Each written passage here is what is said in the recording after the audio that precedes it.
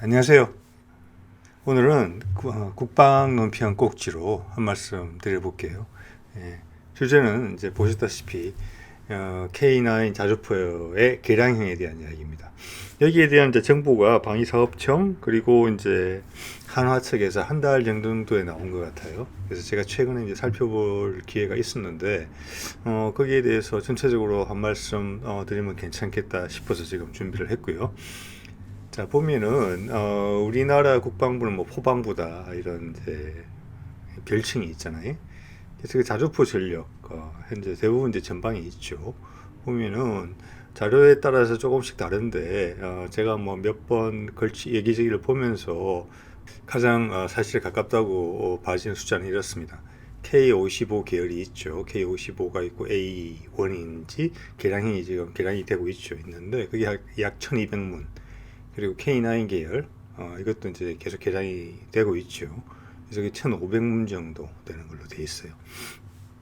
그래서 둘을 합치면 약 3,000문 가량 되는 것으로 보이는데 이게 이제 숫자만 보면 어떻게 의미가 확 다가오질 않는데 이렇게 한번 생각해 보시면 될 것 같아요. 절대적인 숫자면에서 세계 최고 수준입니다. 일단은 저희가 이제 휴전선이 있는 그 부분에 한반도를 직선으로 이렇게 자르면 그 직선 그 횡으로의 직선 거리가 우리 반도가 약 200km 정도 돼요. 200km 정도. 자, 그렇다면은 이 3,000문을 일렬로 배치를 시키면은 휴전선을 따라서 거의 한 70m, 80m마다 자주포를 한 대씩 배치할 수 있는 셈이에요. 자, 그러면 자주포의 폭발 155mm 포의 폭발 반경을 한번 생각해 보세요. 살상 반경을. 예. 그냥 200km 전체를 살상 반경으로 삼을 수 있는 거예요. 한 띠를 만들 수 있는 거죠. 그래서 자주포가 거기서 앞뒤로 움직이면은 그 누구도 빠져나갈 수 없는 그 띠가 움직인다고 생각하시면 돼요. 네. 그래서 어마어마한 전력을 갖고 있는데 이것을 우리가 추가로 개량을 하겠다는 거잖아요. K9을. K9 현재는 A1인데 최신 개량형이 이걸 이제 개량하고 있는 것이죠. 이걸 K9A2 개량형 모델이 이제 나왔다고 소개를 하는 겁니다. 그래서 20년대 후반부터는 이제 A2 모델로 개량을 하겠다는 것이죠. 자, 그래서 오늘 계기를 우리 육군이 가지고 있는 포병 전력을 전반적으로 한 맥락을 짚어보는 그런 계기로 삼으셔도 좋을 것 같아요. 왜냐하면 그런 이야기를 잘 안 해주거든요, 어디에서. 자, 이래 보면은 전방 군단이라고 쳐볼게요. 전방 군단이라고 보고 지금 이제 진행 중인 국방개혁 2002 그대로 완료된다고 전제를 하고 이제 보겠습니다. 그리고 군단에는 보면 보통 포병 여단이 있어요. 한 개가 있는 것도 있고 두 개가 있는 것도 있는데 이 포병 여단은 4단에 있는 포병 여단하고는 다릅니다. 4단에 있는 포병 여단에는 포병 대대가 뭐 4개, 5개 이 정도인데 포병 대대는 3개의 포대가 있습니다. 한 개의 포대는 6문의 포로 이루어져 있어요. 그래서 그게 3개가 모이면 대대가 되는 거예요. 예. 그럼 18문이 있는 것이죠. 기본적으로는 포병 대대에. 자, 4단의 포병 여단에는 4개 정도의 대대, 4, 5개의 대대가 있고, 군단의 포병 여단에는 적게는 7개, 많게는 17개 정도의 대규모의 많은 숫자의 포병 대대가 있습니다. 그런 차이가 있다고 보시면 돼요. 군단 산하의 포병 여단과 4단 산하의 포병 여단 포수가 다르다. 예, 2배 정도는 차이가 난다 최소한. 예, 이렇게 보시면 될 것 같고 보유하고 있는 포병 전력도 군단에서는 K9, 4단도 K9이 주긴 합니다만 4단은 K55도 상당히 포함되어 있습니다.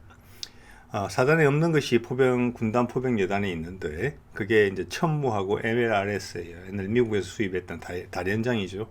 천무랑 비슷한 겁니다. 예, 지금 그걸 천무로 사실은 국산화해서 대체하고 있는 그런 개념이죠.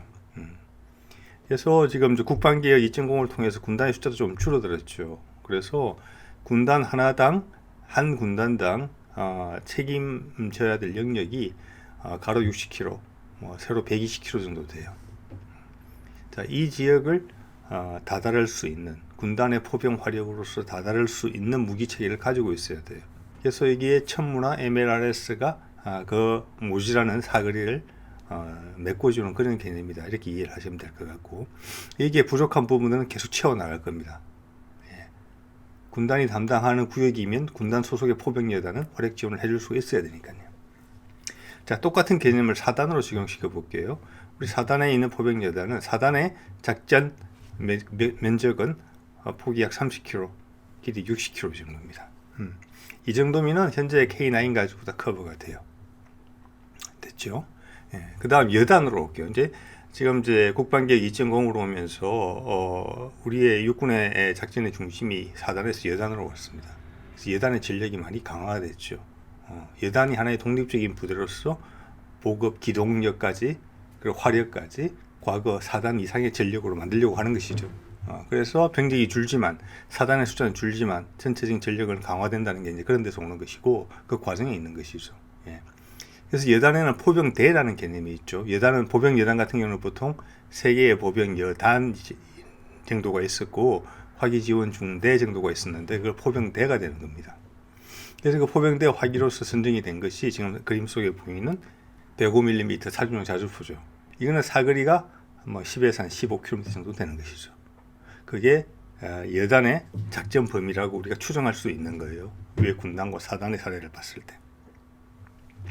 자, 대대로 내려오게 되면 이제 화기 중대가 있습니다. 예전에 연대에 있던 4.2인치 포들이 이쪽으로 내려와 있죠. 그리고 기존에 가지고 있던 81mm 포가 81mm 박격포가 그대로 있고 여기에 이제 대전차 직사 화기로서 형궁이 배치가 됩니다. 81mm 박격포 같은 경우는 상황에 따라서 이제 중대로 파견돼서 작전을 하는 그런 식으로 운영이 되는 것 같아요. 그리고 이게 중대 이하로 내려오면 현재로서는 이제 단거리 로켓이나 유탄 발사기, 단거리 로켓은 우리가 지금 개발 중인 게 있죠. 조금 있으면 이제 모습을 드러내지 않을까 싶습니다. 자, 이렇게 봤을 때 단거리 로켓은 당연히 대전차의 첫 번째 목적이 있어요. 그 다음 벙커나 다른 실내에 있는 적을 제압하는 데 사용되겠지만 기본적으로는 대전차로 우리 군은 보고 있어요. 그걸 원하고. 자, 그렇게 봤을 때는 대대급에서는 형궁이 있지요. 차량의 거치에서 쓰고 있죠. 예. 근데 지금 여단급에서는 여단의 담당 구역을 감당할 수 있는 대전차 무기가 없어요. 그래서 제가 지금 물음표로 표시해 놓은 겁니다. 이게 아마 준비 중일 거예요. 왜냐하면 사단과 군단 같은 경우는 기존의 K9 같은 경우에 지금 개발 추세를 보면은 우리가 이제 155mm 포탄용으로 고정밀 요격탄을 개발하고 있거든요. 예를 들어서 적 상공에 올라가서 낙하산이 펼치면서 자탄이 떨어지고 그 자탄이 이제 적외선이나 아니면은 가시광선을 통해서 적의 형상을 파악하고 엔진 부위를 파악해서 기갑 차량에 상부를 공격하는 상부 공격탄이라고 그러죠. 예. 그게 곧 실용화 될 거예요. 이미 마덱스 같은 데서 이미 시제품들이 나오고 있으니까. 정찰도 포탄으로 동시에 하죠. 포탄을 띄워놓고 낙하산이 내려오면서 관찰하는 것이죠. 즉 포탄으로 쏘는 드론이라고 생각하시면 돼요. 자, 그런 게 조만간 수년 안에 이제 배치가 될 것이기 때문에 군단이나 사단은 기갑 세력에 대한 능력이 있다고 볼 수 있어요. 그렇지만 여단은 그게 없다는 것이죠. 105mm 포로 포탄은 그런 용도로 쓰기엔 작으니까요. 그래서 여단용 대전차 화기가 등장할 것이다라고 본다는 것이고 거기에 대한 해답으로서 어깨가 준비하고 있는 건 이건 것 같아요. 이 하나 쪽에서 나온 건데 우리 청검 미사일 아시죠? 공대지 대전차 미사일이죠. 지금 LAH가 나오면서 한번 같이 달고 나올 것 같습니다. 이거는 형궁보다 미사일이 큰 미사일이에요. 사정거리도 길어요. 지금 이제 공대 G 모드를 사용할 때는 제가 보기에는 한 10에서 20km 사이 정도의 사정거리를 가질 것 같거든요. 지상용으로 이걸 바꾼다면은 사정거리가 그만큼 안 나올 거예요. 그런데 여단용으로 쓰려면은 좀 전에 말씀드렸지만 사거리가 10km 이상은 나와줘야 될 거예요. 예. 그럼 여단이 보유하고 있는 드론이 적을 감지하고 이걸로 요격을 하는 이런 체계로 가게 될 건데 지상용은 무게 부담이 없기 때문에 위에 추진제 부분을 조금 늘리면 큰 무리는 없을 거라고 봐집니다. 예. 그래서 이런 게 한번 추정이 제가 보기에는 되고 어깨에서 이게 준비하고 있으니까 군에서도 관심을 가지고 보지 않을까 싶어요. 자, 이건 제가 아까 말씀드린 이제 155mm 포탄의 다양한 형태죠. 고정밀 포탄인 셈이죠. 지금 보여드리는 것은 풍산에서 개발하고 있는 이제 155mm 관측 포탄이에요. 안에 이제 드론 역할을 하는 거죠. 저게 이제 예상되는 지점에 포탄을 쏘면 상대방을 타격하는 것이 아니라 낙하산에 매달린 이제 감시 체계가 돌면서 내려오면서 적 상황을 우리한테 알려주는 것이죠. 그래서 저게 기갑 전력이 발견되는 경우에는 이제 상부 공격탄으로 공격을 하게 되는 것이고 저 밑에 있는 그런 제가 좀 전에 설명드린 그 내용들입니다. 사단이나 군단급에서는 K9의 상부 공격탄 155mm선을 쓸 수 있는데 예단급에는 거기에 해당하는 무기가 없다. 그래서 좀 전에 이제 천금 이야기를 제가 드렸던 것이죠. 예. 그리고 이제 개인용 대전차 무기로서는 지금 한화에서 오랜 기간 동안 개발하고 있는 단거리 로켓. 예. 이거는 우리 쪽에서는 이거를 대전차 무기가 반드시 돼야 된다고 주장하는 게 우리 군의 주장이었어요. 그래서 한화 담당자의 이야기는, 한화 측 이야기는 거기에는 군의 요구 조건을 맞췄다. 예. 그게 몇 세대 전차까지인지는 모르겠어요. 북한 전차를 포함한 주변국의 주력 전차들을 제압하는 데는 무리가 없는 수준이라고 이해가 돼요. 예. 오히려 개발에 있는 큰 문제는 그거라고 합니다. 무게. 군에서 요구한 무게. 예. 이건 일회용이에요. 네. 이것도 뭐 잘 돼가고 있는 것으로 보입니다. 그래서 지금까지 말씀드린 부분은 우리 육군의 군단급에서 가지고 있는 화력 체계에 대해서 쭉 말씀을 드린 거예요. 예. 여기에서 이제 덧붙여서 말씀드릴 수 있다면은 육군 군단의 전력으로서는 군단급 무인기, 사단급 무인기까지는 공격 무기 장착이 가능할 거예요. 물론 예단급도 가능할 수도 있어요. 예. 그리고 그 밑으로는 정찰 자산들이 되겠죠. 그리고 소부대로 내려가면은 그런 무인기들이 드론들이 자폭형으로 주로 사용될 가능성도 많아요. 자, 그것들이 기존에 갖고 있는 포 위주의 화력 체계에 덧붙여지면서 상당히 상승 효과가 나겠죠. 그리고 드론을 적용시키는 부분은 우리가 세계에서 거의 제일 빠른 수준인 것 같아요. 몇 년 만에 크게 지금 진전된 부분이 보이거든요. 예, 그래서 상당히 이대로만 진행이 된다면 상당히 강력한 군단이 된다. 여기에 육군 군단이 된다. 여기 하나 더 붙이고 싶은 것은 지금 기동력 강화라는 부분이 있는 거잖아요. 보시다시피 이미 포들은 거의 다 자주화가 됐어요. 예. 그래서 중형 전술차 지금 준비 중이죠. 나올 겁니다. 그렇죠? 중형 전술차. 그 다음 우리 소형 전술차량이 배치가 많이 되고 있고, 그 다음 차륜형 장갑차. 그리고 기갑 예단이나 기갑 사단에서 흘러나오게 되는 K200 장갑차들 개량돼서 보병용으로 다 사용될 것입니다. 그러면 기동력이 아주 강력한 여단 중심의 예전의 사단보다 더 전투력이 센 여단급이 주축이 되는 그런 이제 육군 체제로 가고자 하는 것이죠 지금. 네. 자, 이때까지 주로 그 말씀을 드렸고 이제 오늘의 주제로 좀 늦었네요. 주제로 이제 가서 말씀을 드려보면 K9A2가 나왔고 20년대 후반부터 개량에 들어갈 것이다. 개량을 한다는 것은 기존의 것을 뜯어 고친다는 거예요. 새로 만드는 게 아니고, 여기 보면 원격 무장이라는 이야기가 나오고 이건 RCWS고, 그리고 포탑이 전기식으로 구동 장치가 된다. 이때까지 유압으로 돌렸던 포탑을 전기식으로 돌리겠다 이런 게 있고, 냉방 장치 에어컨 들어간다는 뜻이고, 가장 큰 부분은 아마 탄약 자동 장전 장치가 들어간다. 예. 그래서 기존의 포탑의 형상을 유지하되 뒤로 길어진 게 보이시죠? 예. 이거는 자동 장전 장치가 들어가기 때문에 불가피하게 이렇게 된 것 같아요. 예. 이제 각각에 대해서 잠깐 말씀을 드려볼게요. 먼저 RCWS가 되어 있는데 이 RCWS는 전체적인 흐름의 하나입니다. 오늘 여러분들이 아마 관심 있게 눈여겨보실 부분은 그런 거예요. 이게 K9이 독립적인 체제로 가는 게 아니에요. 여기에 적용되는 무기 체계들은 다른 우리가 갖고 있는 기갑 체계에서도 유지가 되면서 같은 맥락으로 이어지는 부분이 K9에 와서 나타나는 거예요. 적용되는 거죠.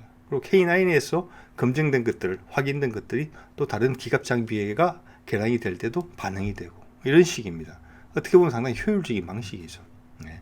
그래서 이제 RCWS가 들어간다는 거죠. 12.7mm. 지금 보여드린 건 하나 건데, 기존은 상만실 노출시켜야 됐었죠. 이동할 때.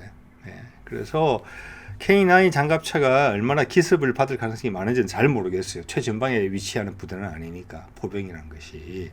그래도 장거리 포병이기 때문에. 이제 개발자 측의 이야기는 생존성 쪽에 좀 초점이 맞춰져 있는데, 제가 보기에는 생존성도 생존성이지만 그 차장의 그 상황 인식력에 큰 향상이 있지 않을까 그런 생각이 들어요. 지금도 아마 K9A1 같은 경우에는 그 조종수의 열상 잠만경이 아마 적용이 되어 있을 거예요. 그렇지만 그건 조종수가 조종을 하는 데만 필요한 것이지 주변의 상황 전체를 파악하는 데는 차장의 눈이 띄어야 되는 것이거든요. 예. 그래서 차장도 이제는 밤길을 흔히 볼 수 있게 됐다. 사방으로 돌려가면서 이렇게 아무래도 운전수의 전반경은 시야가 제한되지 않겠습니까? 예. 그리고 운전에 집중을 해야 되는 입장이기 때문에 그런 종합적인 면을 고려하면 차장의 주변 상황 인식력, 밤이든 비가 오든 상관없이 늘어난다는 것은 뭐 궁극적으로는 그 해당 자주포의 생존성이 증가된다 이렇게 이야기할 수 있을 것 같아요. 예. 그리고 그 보면은 이제 전기 구동 포탑이라는 게 있는데 그걸 제가 유압으로 하던 걸 전기로 한다 이런 개념이거든요. 그래서 요즘 모터의 성능이 많이 좋아졌기 때문에 그게 가격이나 어떤 신뢰성 면에서도 전기 구동이 더 나은 것 같아요. 그래서 이미 K2 전차 같은 경우는 전기 구동으로 포탑을 돌리거든요. 그래서 거기 있는 기술을 차용해서 이제 확인이 검증이 됐기 때문에 더 편리한 것도 확인이 됐고, 예. 그래서 이번 개선 중에 적용을 한다 이렇게 보시면 될 것 같아요. 제가 RDX에서 현장에 있는 장병들을 만나서 물어보니까 왜냐하면 35mm 지금 차륜형 자주포에도 전기 구동 포탑이 들어 있거든요. 그 담당 병사의 입장은 이래요. 과거에 유압 작동 방식보다 고장률이 훨씬 덜하다. 네. 자, 그 외에 여러 가지 또 장점들이 있겠죠. 자, 그 다음은 탄약 자동 장전 장치에서 말씀드릴게요. 과거에는 반자동식이었죠. 그런데 이제 K9A2형에서는 모든 게 전자동입니다. 예를 들어서 포수가 내가 지금 필요한 탄두가 상부 공격탄이고 장약은 이런 형식이 몇 개 필요하다 라고 버튼만 눌러주면 로봇팔이 가서 자동으로 맞춰줍니다. 제일 뒤에 내관까지 넣어주는 것이죠. 그렇기 때문에 여기서 가장 큰 혜택은 뭐냐면은 운용 인원이 예전 같으면 전기로 5명이 필요했는데 그게 3명으로 줄어드는 거예요. 그래서 2명이 덜 필요하게 된 거죠. 아까 앞서 말씀드렸지만 우리가 지금 보유하고 있는 K9 자주포의 숫자가 약 1500문 정도로 추정이 돼요. 자, 각각의 자주포에서 2명씩을 빼면은 그 곱하기 1500을 해보세요. 3000명의 병력을 다른 데 활용할 수 있는 거예요. 그 장점이 엄청나다고 봅니다. 병력 자원이 감소하는 부분이 있죠. 특히 육군은 더 그렇습니다. 예. 자, 그리고 그 병사 2명을 1년 동안 우리가 운용하는 데 드는 비용, 그리고 교육시키는 비용, 이런 것까지 감안하면은 자동 장치를 달면서 아마 금액적인 부분이 상승되는 부분이 있었을 텐데 그런 부분을 상세하고도 남은 믿지 않겠는가. 결과적으로는 더 효율적인 체제로 가는 게 아닌가. 이런 생각을 해볼 수가 있게 되죠. 예.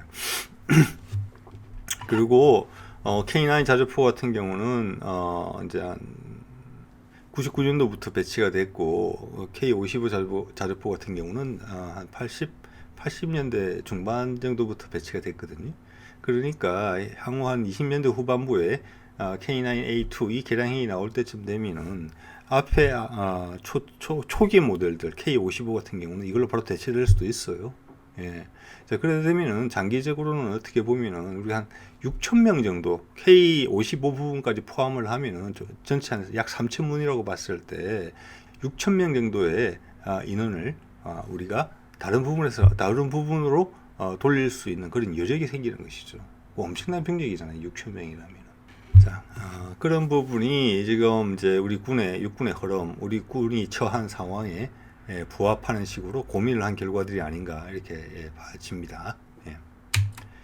자, 그리고 그 다음에는 이제 둔감 장약이라는 부분이 이제 K9A2에 있어서도 돋보이는 부분이죠. 예. 둔감 장약을 쓰면서 발사 속도가 1.5배 정도 빨라졌다. 예. 그래서 최소한 그 독일의 유명한 PGH-2000 자주포의 발사 속도 동등 이상을 아마 도달한 것 같아요. 달성한 것 같아요. 그렇게 대놓고 자랑하지는 않는데 내용을 봤을 때는 그것을 뛰어넘는 것을 목표로 해서 성능 계략 사업을 한 것은 분명해 보여요. 발사 속도라는 면에서. 그래서 초기 3분 분당 발사 속도가 9에서 10발 정도 되는 것으로 지금 이야기가 나오고 있어요. 기존은 6발이었죠. 자, 그렇기 때문에 사실은 발사 속도가 늘어나서 화력을 더 집중할 수 있기 때문에 포의 숫자가 1.5배 늘어난 것과 마찬가지예요.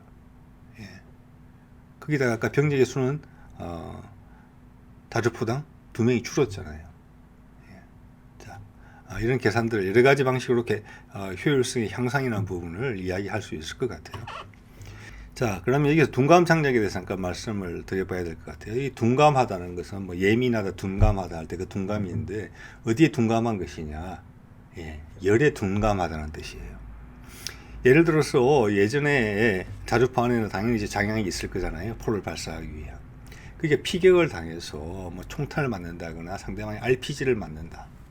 그렇게 되면 바로 폭발합니다. 그럼 전체가 뭐 화약고가 폭발하는 거랑 마찬가지죠. 사실은. 그렇게 되는데 이 둔감 장약 같은 경우는 똑같은 경우에서도 불이 붙는 정도에 그친대요. 장작에 불 붙어서 그냥 타는 정도. 그렇기 때문에 자주포가 발사 속도를 높이기 위해서는 그 약실이라고 그러죠. 폭발이 일어나는 곳. 그곳의 온도가 일정 온도 넘어가면은 과거의 장약 같은 경우는 자동으로 발화가 되는 거예요. 자동 폭발이 일어나는 것이죠. 예. 그렇기 때문에 발사 속도가 제한이 되는 거예요. 식을 때까지 기다려야 되는 것이죠. 그런데 둔감 장약을 사용을 함으로 해서 견딜 수 있는 온도치가 높아진 것이죠. 그래서 예전 같았으면은 식혀야 되는데 식히지 않고 계속 발사할 수 있게 된 겁니다. 예, 그게 이제 둔감 장약의 혜택이라고 보시면 될 거고, 이것도 우리가 몇 년에 걸쳐서 개발을 해낸 것이죠. 예, 그렇게 됐고, 그것이 우리가 발사 속도 면에서 뒤지고 있었던 독일제 자주포를 따라잡는 계기가 됐다. 그렇게 생각하시면 될 것 같아요. 또 이제 발사 속도가 올라갔기 때문에 포신의 내구성이 향상이 돼야 돼요. 말이 되는 거죠, 그죠? 예, 예전 기준에 맞춰져 있을 테니까. 이것도 뜨거워진 상태에서 계속 다른 포탄이 들어오게 되면 만무도가 더 올라가는 거잖아요. 그래서 현재 이제 거기에 대한 크롬 도금을 한다. 그리고 이제 포신 내부에 이렇게 파놓은 강선도 일정하지 않고 포구 속도에 최적화되게 강선이 도는 그 회전율을 조금씩 조정한다. 이런 연구 결과들의 흔적들이 여기서 보이거든요. 근데 그게 지금 K9A2에 그 기술이 적용되는 것인지 아니면 K9A3 그 다음 개선 사항으로 반영될지까지는 잘 모르겠어요. 자, 이게 이제 말씀드린 한화에서 개발한 둔감 장약이죠. 예전에는 이렇게 이제 꾸러미처럼 헝겊에 둘러싸여 있는 좀 이런 모습이었는데 지금 자동화가 되면서 이렇게 서로 이빨이 맞물리게 이런 식으로 이제 개발이 된 것 같아요. 독일제도 저렇게 돼 있더라고요. 예. 그리고 이제 K9A3 제가 좀 전에 말씀을 드렸는데 그건 이제 30년대 출연할 것으로 예상이 돼요. 이게 하나 디펜스 자료인데 일단 이때도 차대는 같이 가질 가능성이 높지 않나 이렇게 보여요. 기존에 1000마력짜리 엔진인데 기존에 47톤이거든요. 그래서 자동 장전 장치가 들어간다거나 이번에 이제 K9A2 같은 경우는 A3 같은 경우는 보면은 포신이 더 길어져요. 58 구경장이 되잖아요. 지금 52 구경장인데. 그래서 무게가 좀 더 늘어날 수 있을 것 같은데 지금 독일의 자주포 같은 경우는 약 50톤 중반이 나가요. 예. 그리고 이번에 호주에 수출할 때도 호주 거는 좀 무거워요. 예. 호주에 이제 K9 자주포 수출했을 때 그들 사양에 맞추다 보니까 무게가 많이 늘어난 걸로 되어 있거든요. 그런 걸로 봤을 때 한 50톤 중반까지는 이 1000마력 엔진, 그러니까 우리 자체로서 큰 무리는 없을 것 같아요. 예. 그게 일단 가격적인 면에서는 합리적이겠죠. 새로 개발하는 것보다. 자, 그래서 58 구경장 훨씬 긴 포신을 쓴다는 것은 사정거리가 더 길어진다는 것이죠. 예, 길어진다는 것이고, 또 요번에 이제 그 레드백 개발하면서 고무궤도를 한화에서 처음으로 적용을 했는데, 그게 지금 이 들어가 있는 걸 봤을 때는 이 고무궤도에 대한 군의 반응이 상당히 괜찮다는 걸 알 수가 있을 것 같아요. 그리고 여기 보시면 이제 원격 주행 장치라고 되어 있는데 이게 어떻게 보면 가장 큰 차이점인 것 같아요. 즉 무인 차량이 나올 수 있다는 이야기를 하고 있는 것입니다. 30년대에 가면은. 이게 그 무인 차량을 운용하는 무인 자주포를 운용하는 한 사례를 그림으로 보여준 거예요. 세 대가 지금 가고 있죠. 한 팀으로. 제일 앞 자주포에만 선두 자주포에만 사람이 둘 타고 있어요. 지금 보이시죠? 사람 둘 탄 거. 그리고 뒤에는 둘 다 AI가 조종하는 무인 자주포예요. 예. 앞에 한 대, 즉 두 사람이 세 대를 컨트롤 한다는 거예요. 지금 같았으면 15명이 필요한 거잖아요. 5 곱하기 3이고 K9A2 같은 경우는 3 곱하기 3, 9명인데 그게 2명으로 한다는 거예요. 네. 자, 이런 부분이 향후의 방향성이고 이게 또 그러면 K9 자주품만의 유일한 또 돋보이는 점이냐 그렇지는 않죠. 왜? 전반적으로 무기 체계가 유무인 복합 체계로 가고 있죠. 무인이라는 부분이 갈수록 세지고 있죠. 우리 KF-21이 5세대를 지나서 6세대로 개발될 것이 세계적인 추세에 맞추겠지만 30년대일 거예요. 중반쯤일 걸로 예상이 되거든요. 그러면 지금 개발 중인 무인기하고 육무인 복합 활용을 하게 돼요. 지금 K9 자주포가 보여주는 유무인 복합 체계가 하늘에서도 이제 벌어지게 되는 것이죠. 예. 자, 오늘은 이번에 이제 한 달 전에 소개가 된 K9 자주포의 최신 개량형 K9A2 앞으로 이제 몇 년 있다가 20년대 후반부터 적용할 예정이라고 하죠. 예, 그걸 소개드리면서 우리 육군의 포병 화력 그리고 K9A3 이야기까지 좀 드려봤습니다. 예, 오늘 여기까지 하겠습니다. 네.